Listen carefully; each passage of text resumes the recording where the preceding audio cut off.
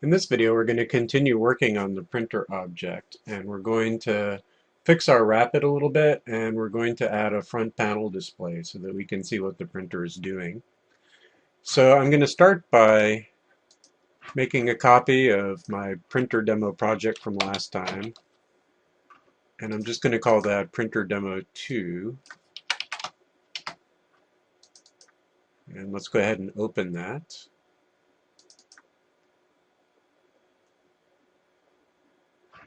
And I'm going to rename it.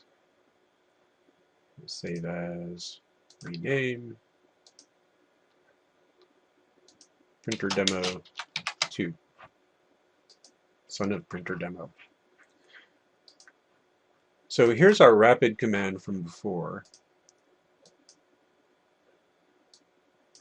And the first change we're going to make is that if you just rapid from one location to another without doing anything to the filament at all, the filament is going to keep dribbling out of the print head even though you're not actually extruding filament with the E-axis.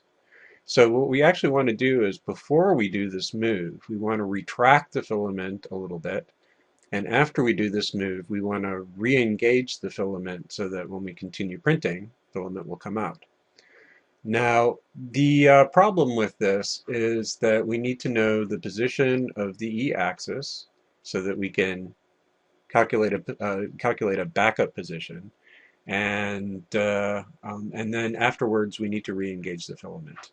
Now, there's a G-code command on this particular printer that, let's go to the top here. So G10 retracts the filament according to the settings of M207, and G11 retracts and recovers the filament according to the settings of M208. So in theory, if I execute a G10 command, that's supposed to back up the filament, and if I execute a G11 command, that's supposed to re-engage the filament.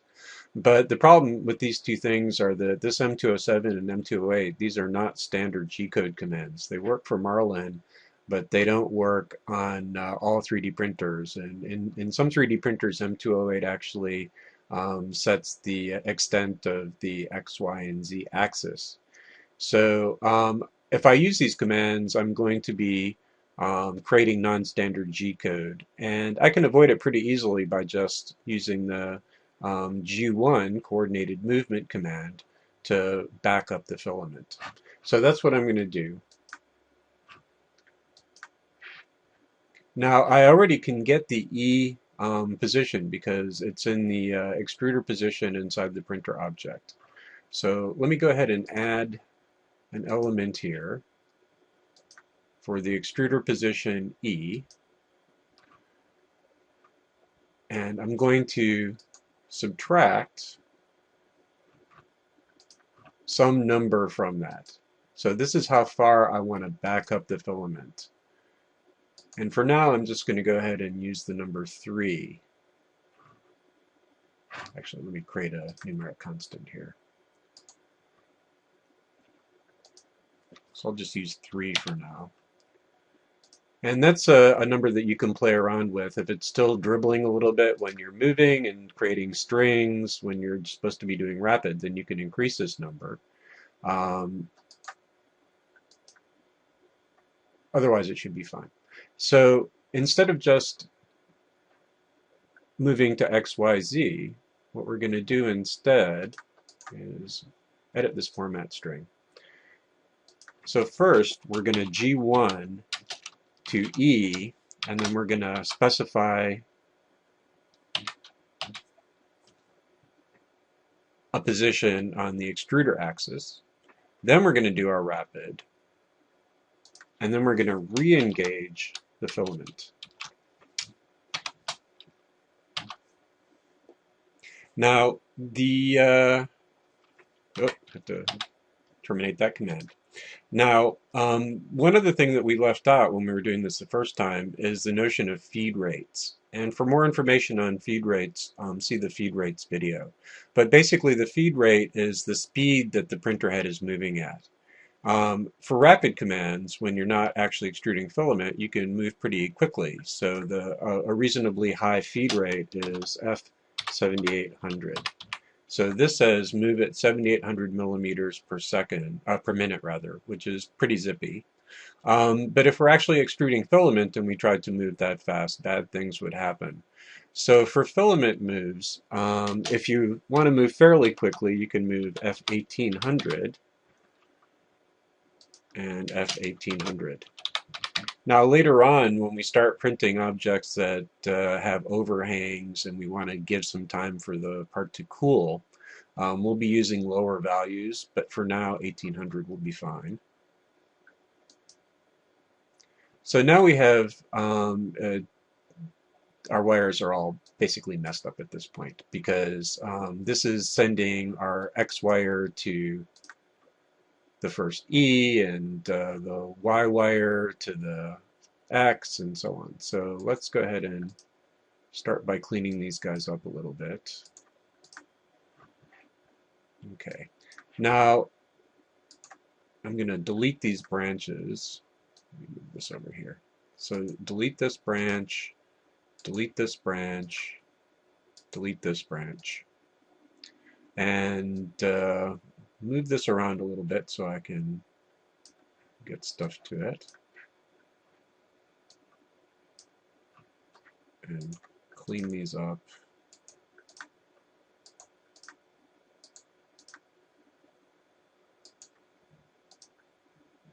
So somewhat better.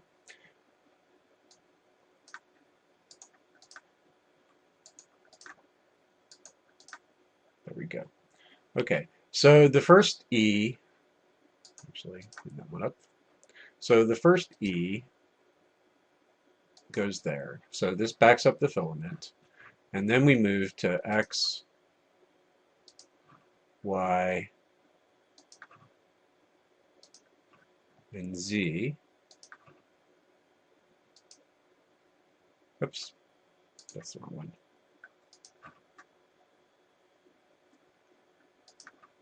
And Z, there we go. And now let's clean these up and see what we get.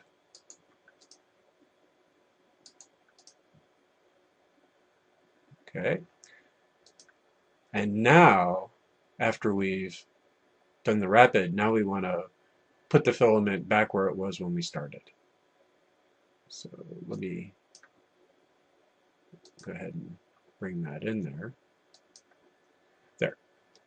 So this is going to back up the filament, do the rapid, and then reposition the filament. So let's see if this works. We're going to go ahead and pull up our test file sync to printer and run this. And we should have that open in Notepad already. So we've changed it. Yes. So now what we see is instead of just G0, X0, and so on, now it retracts the filament, does this move, re-engages the filament, retracts the filament, does this move, re-engages the filament, and retracts the filament, does the move, re-engages the filament. So that's good.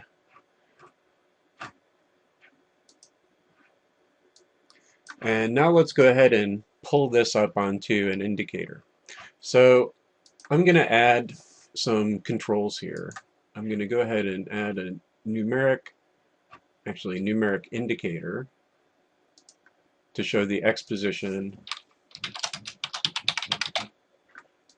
and one for the Y position and one for the Z position.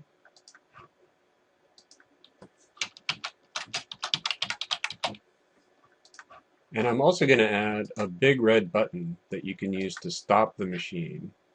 And so under classic Boolean, these round stop buttons, I'm going to add one of these, and I'm going to make it big because it's an emergency button that you use if the printer is going wacky. And let's go ahead and make that label not visible. And we can actually make this font bigger, I think. So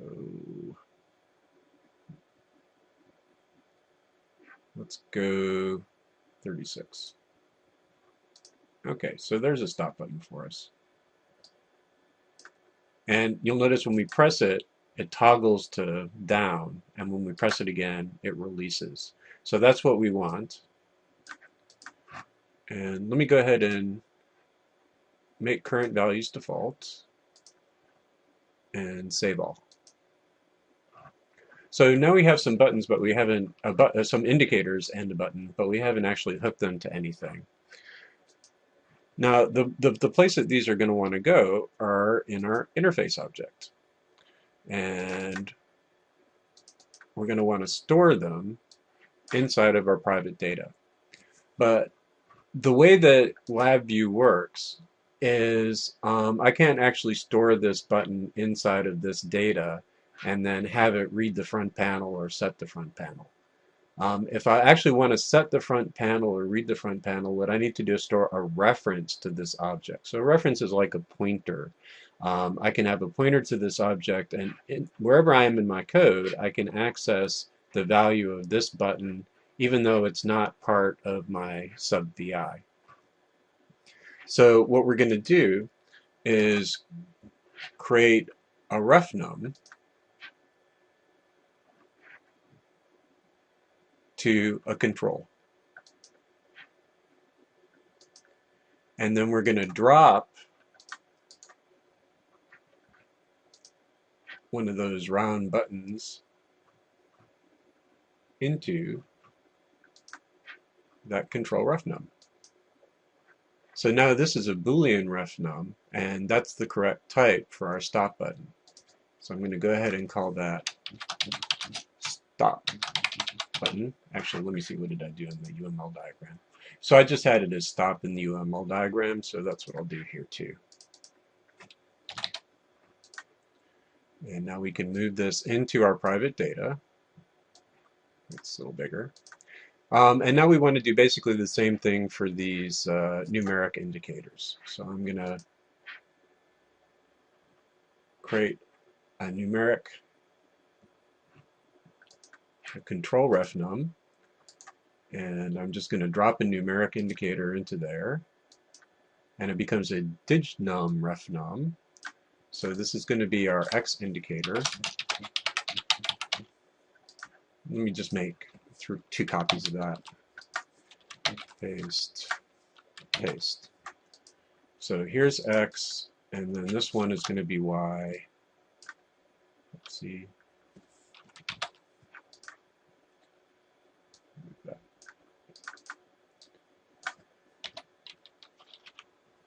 And then this one is Z.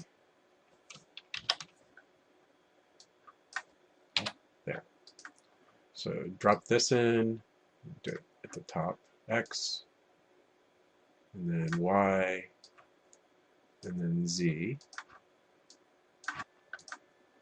So now I have a stop button, an X indicator, a Y indicator, and a Z indicator as private data on my interface object.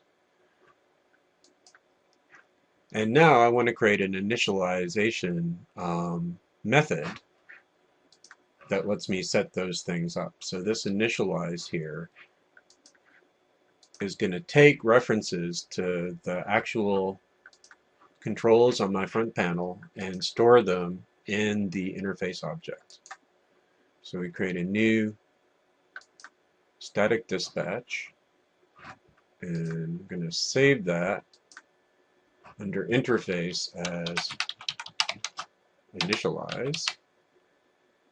And we're in printer demo 2 interface, so that's correct. And this is going to be init without the 1.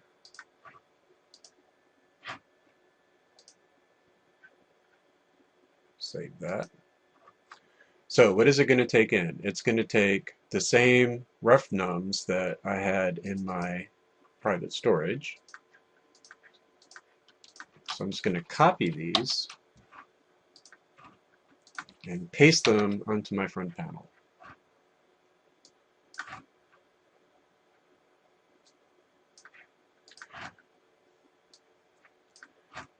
Now, having 4 pins on the front panel on this guy here, that's pretty crowded. So I'm just going to move this one to the top here. And I'll move these 3 down. So we'll add a terminal. So I'm going to hook the pins. Whoops. Actually, I want stop here, and I want Z here. There we go. Okay, so now X, Y, Z,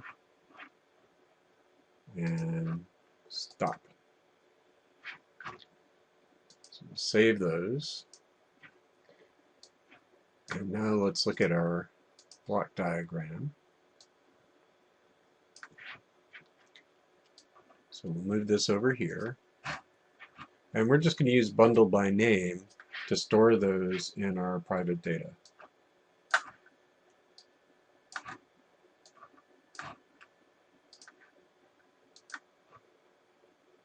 So we'll delete that branch, bundle by name,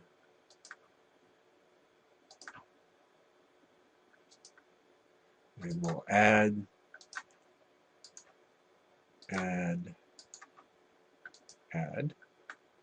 So there's the stop, and X, Y, Z, and now we'll just wire these in.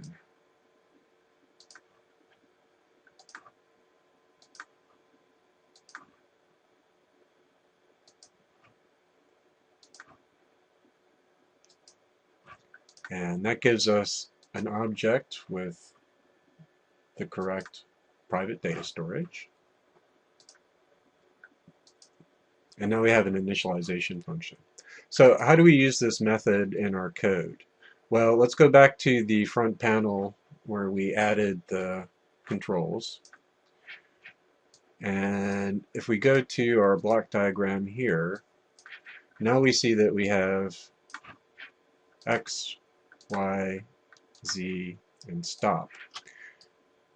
And I'm going to move these off to the side here.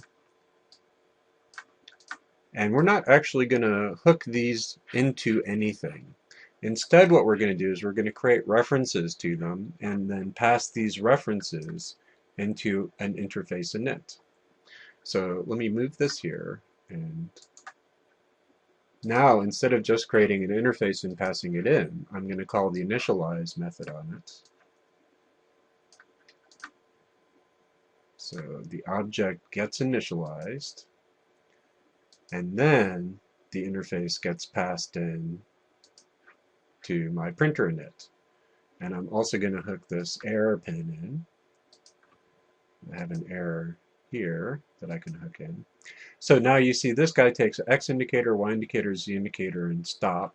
So let's go ahead and create this. So I'm going to right click on stop and say create reference.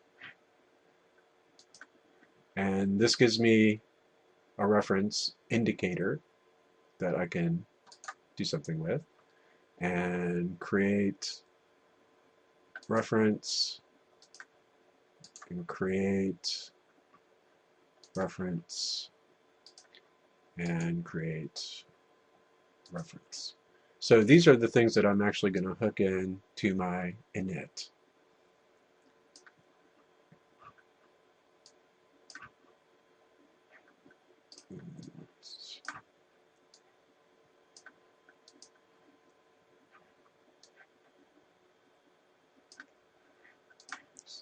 Trying to make things a little neater anyway.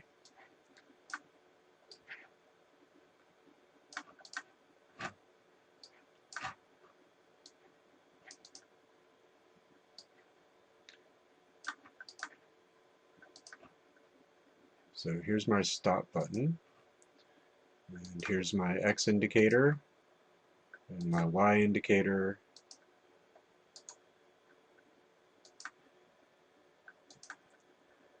to fix that a little bit. Z indicator. There we go. So this is all wired up now. And so now inside of here, I'm going to have access to this display. And the way I'm going to use that access is by creating another method called, I call it the UML diagram, set XYZ.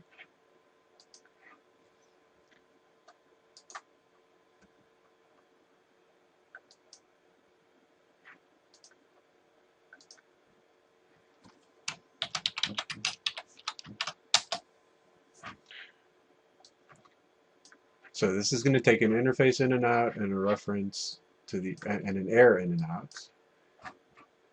And it's also going to take an X, a Y, a Z,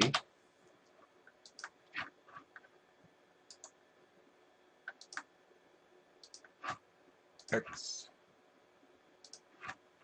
Y, Z,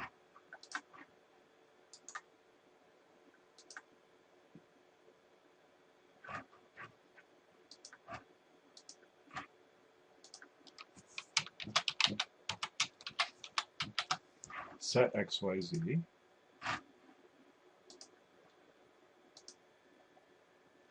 Okay, so let's look at the block diagram.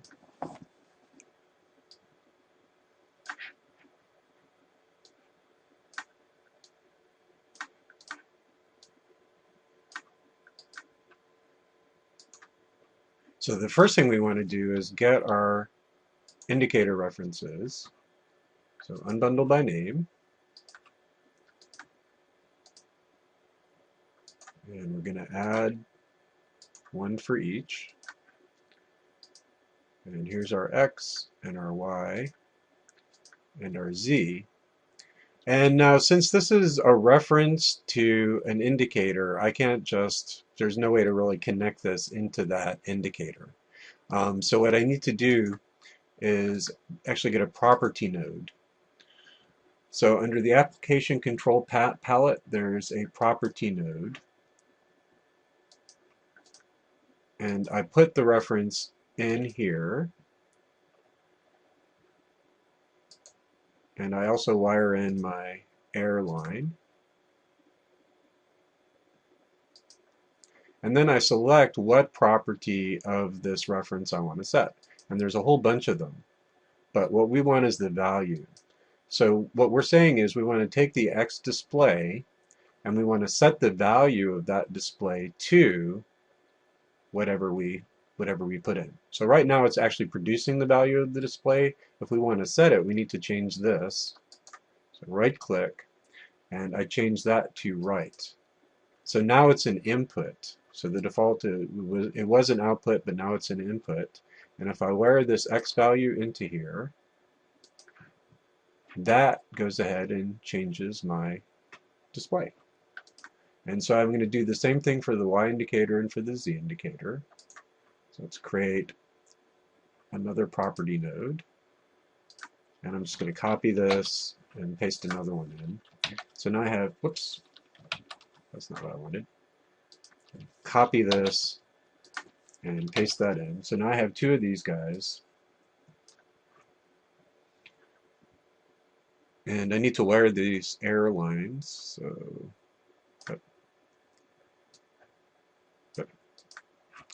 and let's go ahead and wire that in. And we'll wire this in. And I'm going to need more room. So move that over, move that over, move this over.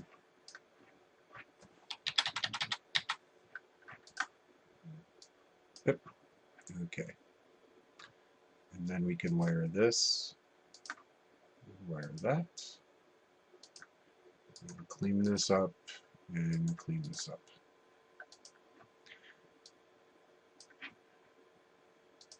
So that's going to be a value, and that's going to be a value. and this is going to be a right, and this is going to be a right.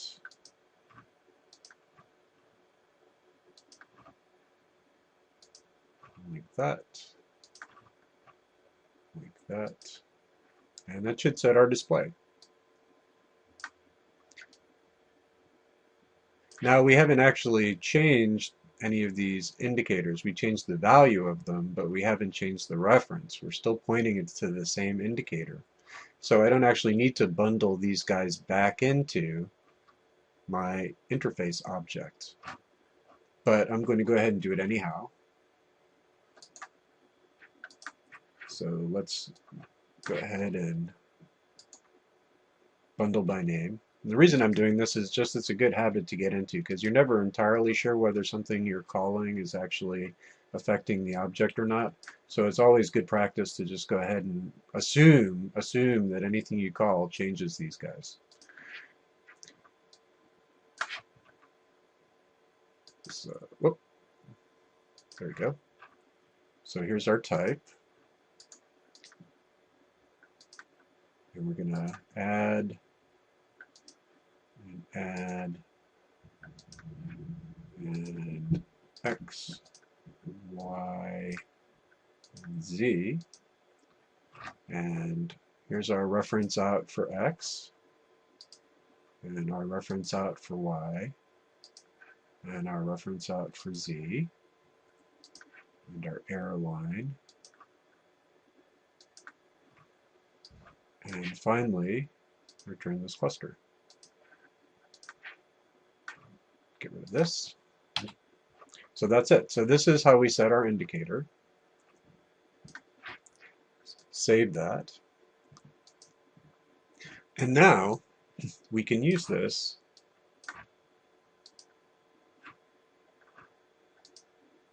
inside of our rapid command. So previously, we went ahead and we didn't output the indicator values, but now we can. But instead of just adding a call to set command here, this diagram's also already sort of complicated. So what I want to do is I want to combine this part here where I'm setting the extruder positions with the part that sets the indicators. So anytime I change these extruder positions, I'm just going to call something that both sets the extruder conditions and updates the indicator. And so let's create a method for doing that. And in the UML diagram, that's set position. So that's what set position actually does, is it updates the X, Y, and Z extruder position and also updates the interface indicators by calling set XYZ.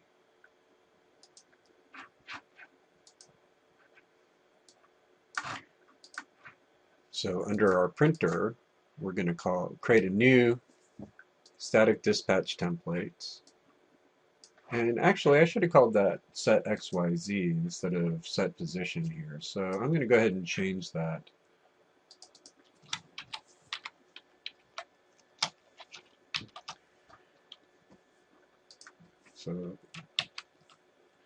So this set XYZ on the printer is going to call set XYZ on the interface.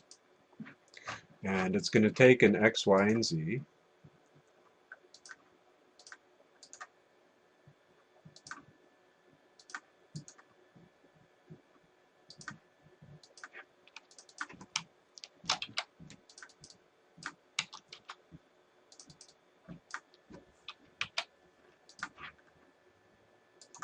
Add a terminal.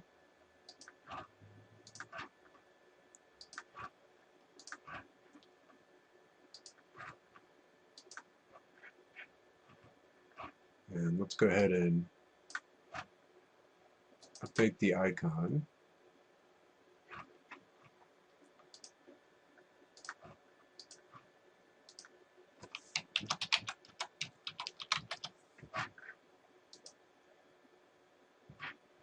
And we'll save it.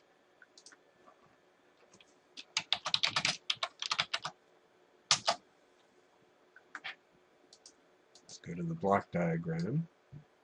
So here's my X, Y, and Z.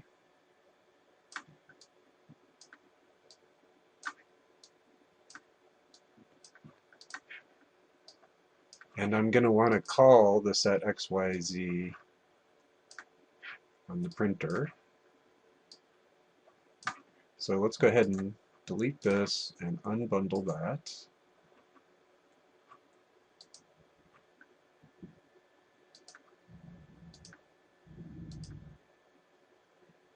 So we're going to need our interface object.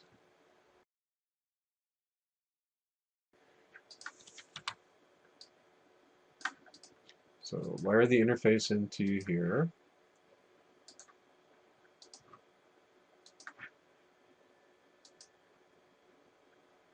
And wire X,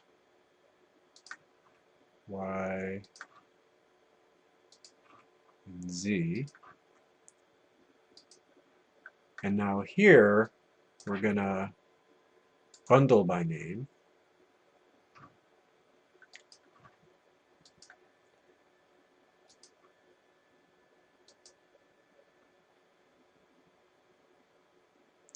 Oh, once again, this is an interface coming out, but I actually want the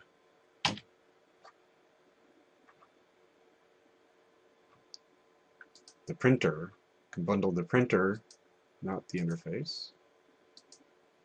There we go.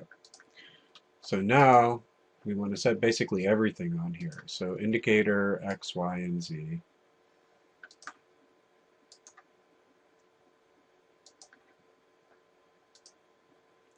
I'm sorry, interface, extruder X, extruder Y, extruder Z,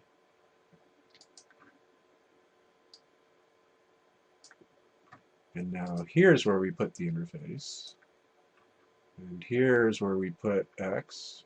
So X goes to here, and Y goes to there, and Z goes to here. Okay, so this is kind of a mess.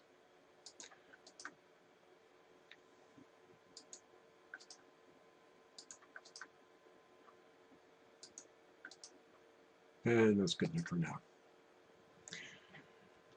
So we take our printer, we bundle up the interface and the extruder positions, and we return the printer object, which you can't see here. Take the printer object, and we also have to hook this error pin.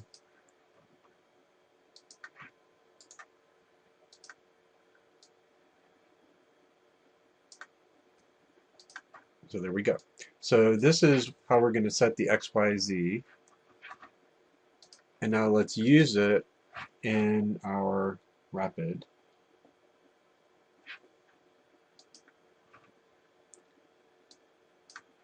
So I'm going to get rid of these guys.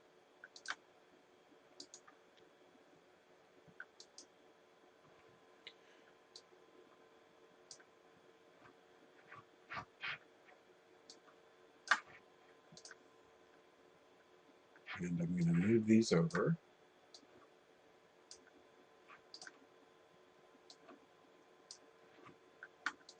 And here's where I'm going to call my set XYZ for the printer,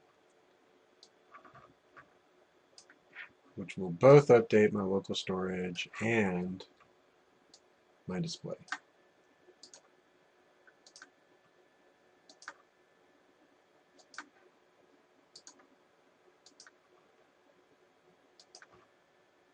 So there's my printer and my error line.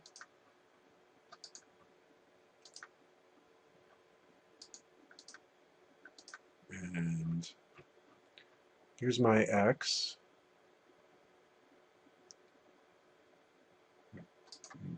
Remove some of these loose ends here because they're a little confusing. So here's my X. Here's my Y.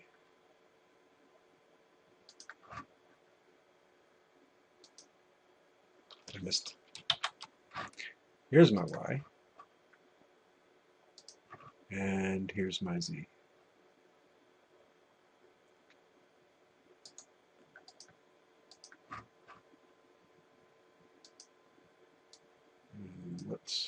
try to clean this up somewhat.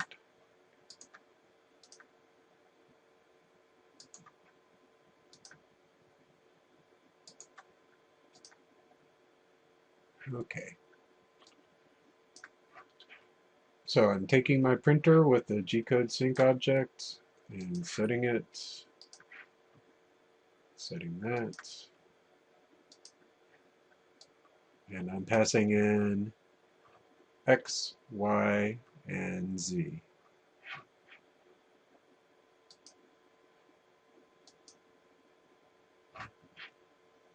So let's go ahead and test our program and see if it works. So the front panel.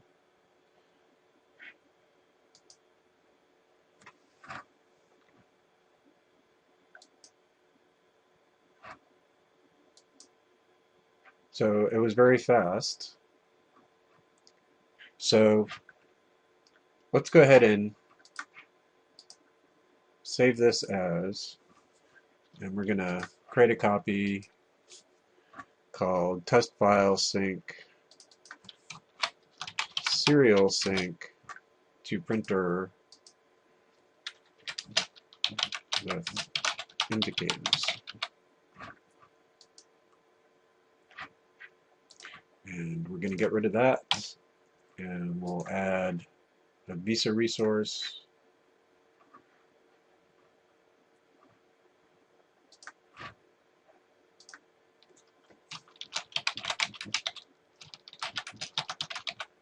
And this will be com3, and we'll make current values default and save.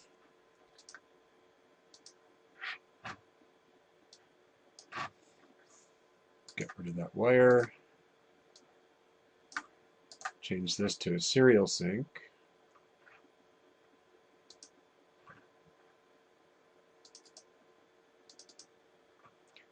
Change this init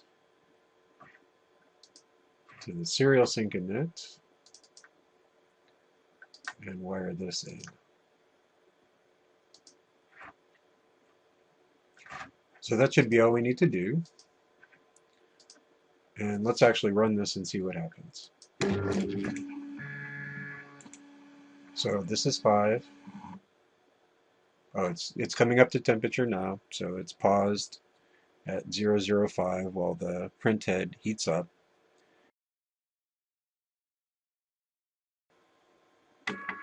And there it goes. Okay, so it was a little quick, but it worked. So please join us again in part 3 as we implement the rest of the printer object.